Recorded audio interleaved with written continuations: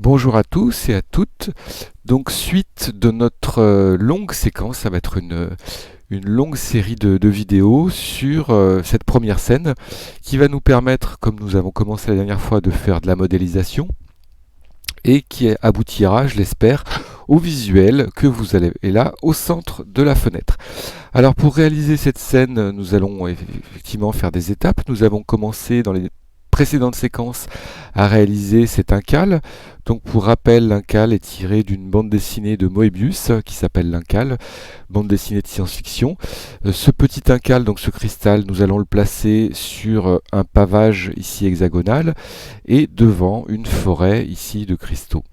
Nous commencerons aujourd'hui par modéliser le pavage hexagonal ainsi que la forêt de cristaux, et dans les étapes suivantes, dans les semaines qui viennent, nous aborderons bien sûr le rendu, les textures, les matériaux pour obtenir ce petit visuel.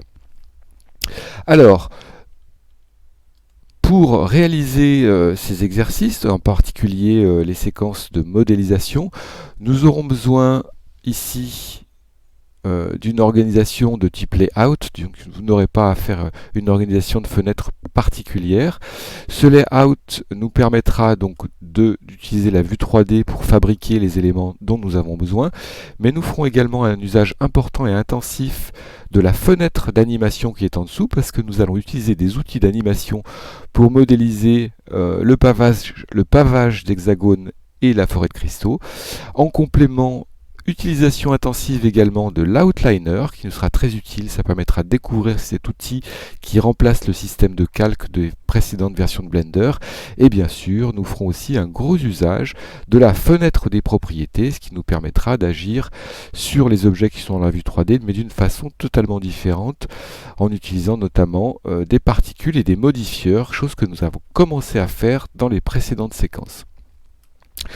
Donc voilà, layout, vue 3D, fenêtre d'animation, outliner, propriété, et c'est parti. Je vous donne rendez-vous dans une séquence suivante pour commencer cette modélisation dans Blender, et nous allons commencer tout de suite ensemble en faisant tout simplement File, New, Général pour créer le nouveau fichier qui sera la base de notre future scène.